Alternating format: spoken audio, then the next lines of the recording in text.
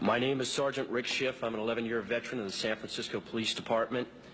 I hold the department's highest Medal of Honor for bravery. That used to mean a lot more to me than it does now. What I'd like to talk to you about today is my now 7-year-old daughter. This is an identical twin. Her sister is now dead. Her sister, when she was 4 years old, Kristen, developed a highly malignant brain tumor that had spread throughout her spine and her brain. The doctors told us that we had really two options: take her home, let her die, or bring her in for massive dosages of chemo and radiation simultaneously. In either event, she was going to die. They were quite certain of that, and very quickly. Believing her only chance to be the standard route, we gave her the chemo and radiation. It burned her skull so bad she had second-degree burns and her hair never came back. To change her diapers, we had to wear rubber gloves because her urine was so toxic and it burned her. At the end of 6 months, miraculously, she survived the standard treatment, although there was a high expectation she wouldn't. She still had cancer. We were told, sorry, we've done everything we can. Now she's going to die, probably within a couple of months. My wife and I, choosing not to accept that, started reading. The first book I picked up, the third chapter, discussed Dr. Brzezinski.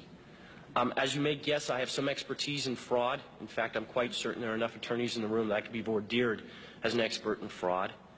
And I conducted my own investigation. I have no doubt the man is not a fraud. I have no doubt that he does what he does out of earnest belief that his medicine works. And now you're in a position to judge for yourselves whether it works or not. But it's well established by the FDA that it's non-toxic. 18 months later, we took my daughter off the anti-neoplastin. She had not died. She had no signs of tumor. She remained free for 18 months of cancer. Within a month, the cancer was widespread in her brain. We put her back on Brzezinski's. By the way, at the objections of our doctors, for some reason felt that it had failed her. We put her back on. Within 9 weeks, the tumor was completely gone. She died last July of neurological necrosis. Her brain fell apart from the radiation. The autopsy showed that she was completely cancer-free. Out of 52 cases of that disease ever, no one died cancer-free, just Chrissy. So she didn't die of a terminal illness. She died of my inability to care for her properly, and she died from bad advice. She died because there's a government institution